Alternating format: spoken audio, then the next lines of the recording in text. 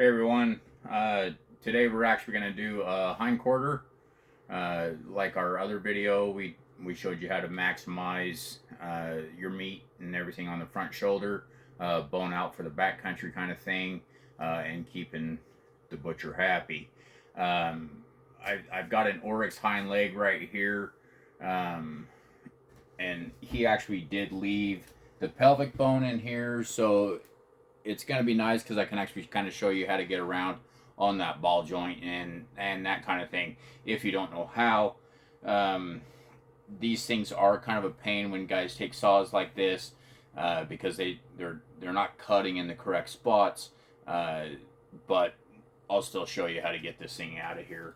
I am going to take this thing off and throw it up on a table, so like if you were in the back country. So you can see the pelvic bone here. Obviously, this would be, pelvic bone going forward towards your spine and everything. And then you would have the other pelvic bone on this side. So I'm going to show you. Looks like they left some tasty little morsels in here that apparently did not get extracted. We do not want that in our meat. So we are going to get rid of this. Nobody wants to eat poop. So you can see here, because of the way they split this, it does still have a section of the spine and everything in there, which is fine because this would be like if we were to do it off the bone. So we're going to get in here. They did unfortunately go through part of the tenderloin, but we'll get in here. We're just going to kind of follow along, figure out where exactly they are right here. So this is the problem with these half deals, is you don't know exactly where that bone right there is. But we found it. So we're going to get in here, get this kind of cleaned away, get this loin separated off of there. This is actually still part of the back strap here. So we'll get that taken away, and I will show you the ball joint. So go ahead and hit pause. Ready? Okay.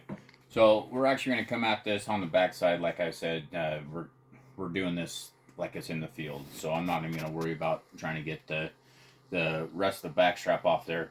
I'm actually need to come from this side. So as you can see, they've got the rest of the pelvic bone right here. Now this actually acts as a guide. So we're going to take our knife, get in here, we're going to follow that down, and then right inside of here is what it's a ball joint.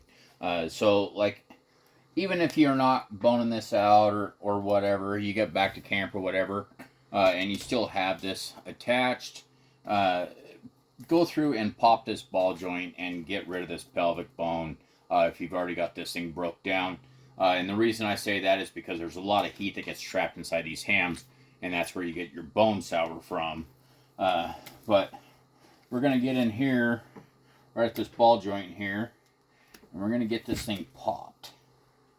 So I'll get just a little bit more here, figure out where we are. Get some of that stuff cleaned away. Now you can see that ball joint is starting to kind of open up here. So that ball joint sits inside the pelvic bone. So when you start seeing that ball joint appear, the bone is running down this way. So we want to keep our knife tight to the inside, coming to, you can see things are starting to kind of open up, and you can see I'm taking my knife to the inside of that ball joint. Get that, there's a little piece of cartilage right there. Get that thing popped out of there. Continue on following your bone. Always follow your bone. But you can see that things are starting to kind of open now.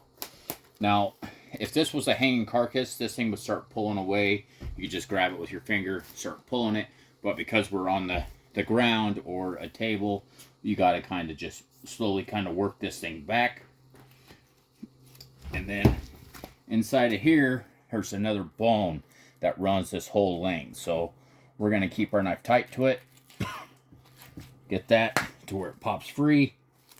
Get rid of that guy. And then you can see I'm taking my knife, and instead of running it straight down, I'm actually running it into the bone to maximize everything. We'll get this thing kind of worked back all the way around, keeping it as tight as we can. Get the rest of this loin popped loose.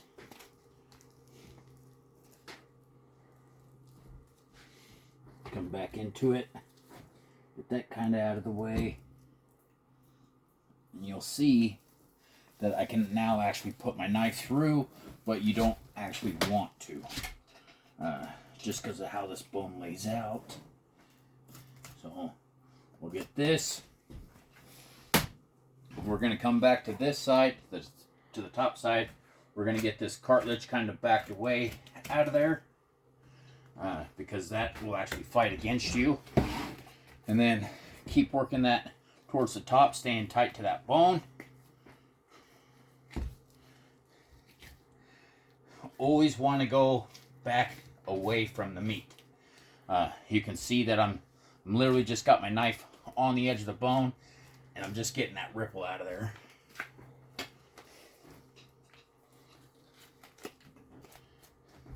And I'm taking my knife, going back across,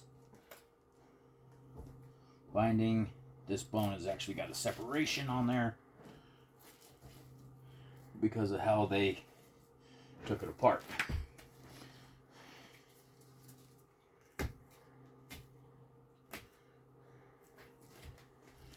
And get rid of this pelvic bone here.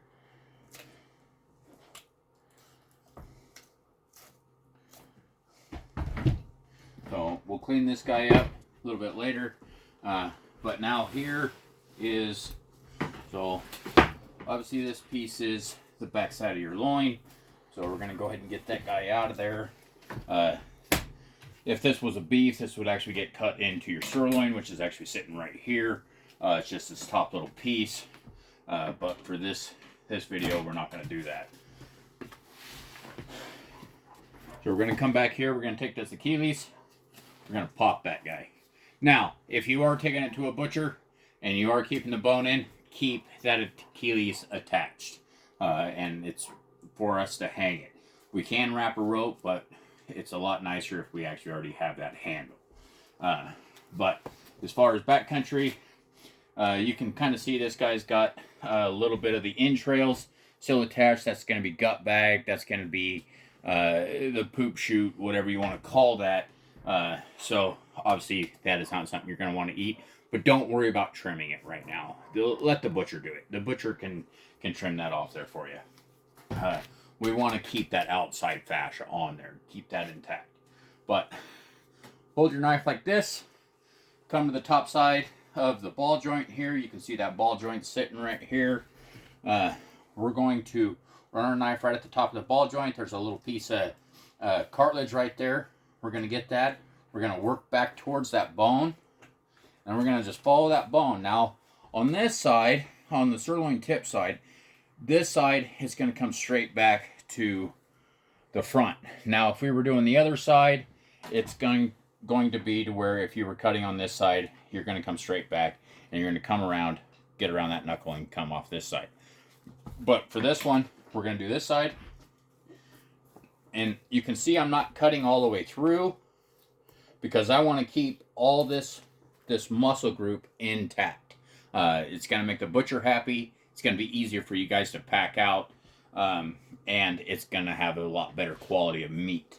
So we'll take this guy all the way down, get around this deal, and then straight down. And then as you come to the bottom of the bone, just kind of work your knife. See how I'm still keeping it at that 20-degree angle.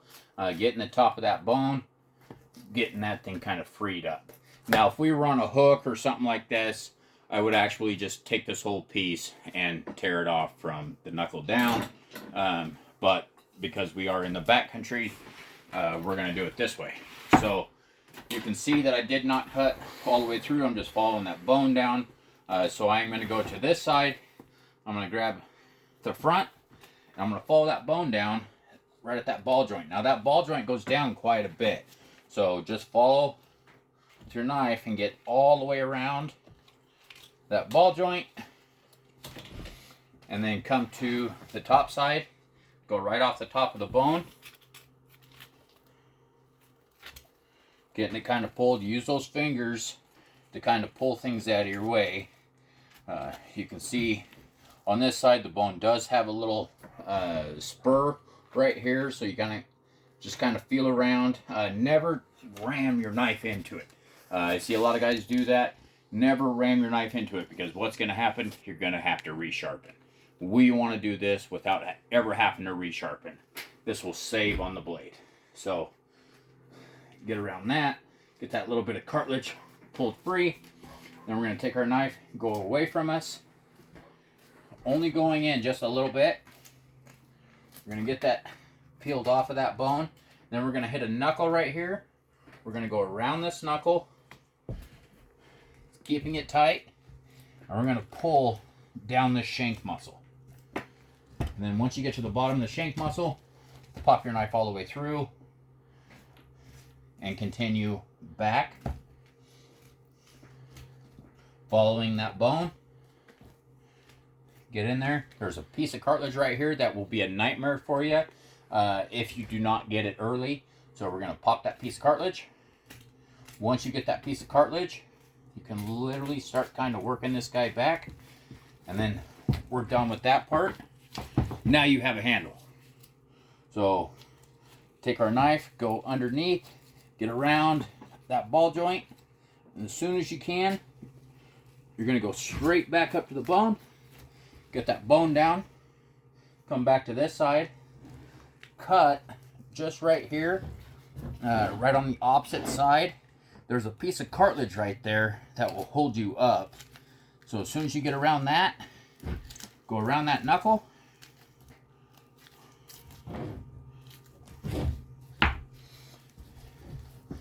You can see I didn't go all the way through, and the reason for that is I actually want to come to this side, which I don't know if you can see that, Corey. I'm going to come to this side. I'm basically rolling the bone back to the meat. I'm going to come up here to the top, running my knife right along that bone. You keep hearing me say that. Right along that bone. We're trying to maximize everything, and we're trying to keep everything tight. We want clean bones. All the way out. Take it. Kind of give it a tug. Sometimes you can get it off in one solid swoop, but it looks like I missed my piece of cartilage. There is a piece of cartilage right here down on the bottom of these shanks that will hold you up. So you can take this bone, you can shave it down, get your burger, same with that side. But this is your whole hind quarter. Opened up, letting airflow getting into it, but most importantly, it's letting it cool. And you have this all in one solid chunk. You give this to a butcher, he's gonna love you. Thank you.